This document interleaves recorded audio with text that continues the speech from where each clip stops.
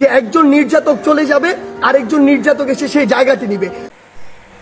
একজন ভার্সিটির ছাত্র একটি লাইভে কি বললেন শুনলে অবাক হয়ে যাবেন। ছাত্রটি বলেছেন, একজন নির্যাতনকে অনেক কষ্ট করে সরিয়েছি, আরেক নির্যাতন আসার জন্য না।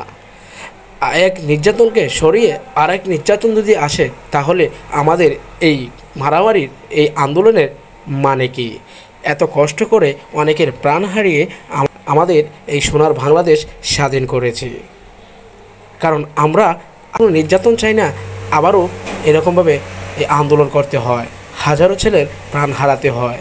আমরা এমন একজন মানুষ চাই জনগণের ভোটে যেন পাশ করতে পারে আর সারা দেশে ভালো মানের কাজ করতে পারে, সকল মানুষদেরকে উপকার করতে পারে। সেই ছেলেটি বলেছেন, চলেন ভিডিওটি দেখা যাক। আরেকজন নির্যাতক এসে সেই জায়গাটি নিবে যতক্ষণ না পর্যন্ত এই বাংলাদেশে জনগণের ভোটে জনগণের দ্বারা নির্বাচিত একটি সরকার না।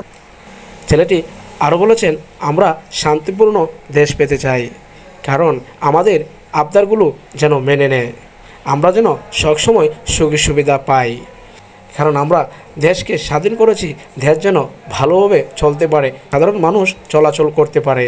কারণ শান্তিপূর্ণ সোনার বাংলাদেশ আবারও দেখতে চাই, কারণ এই সোনার বাংলাদেশে চাই না কোনো খুন খারাপি, চাই না কোনো আন্দোলন। একটা সোনার গড়ে থাকে যেন এই সোনার বাংলাদেশ। যারা শহীদ হয়েছেন এই সোনার বাংলাকে জয় করে তাদেরকে হাজারো সালাম, কারণ আমরা এই সোনার বাংলাকে আগের মতো দেখতে চাই।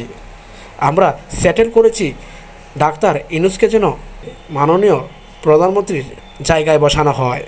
আর এরকম নতুন নতুন ভিডিও পেতে আমাদের চ্যানেলটি সাবস্ক্রাইব করে রাখুন। অনেক কষ্ট করে আপনাদের জন্য ভিডিও বানিয়ে থাকি। ভালো থাকবেন, খুদা হাফেজ।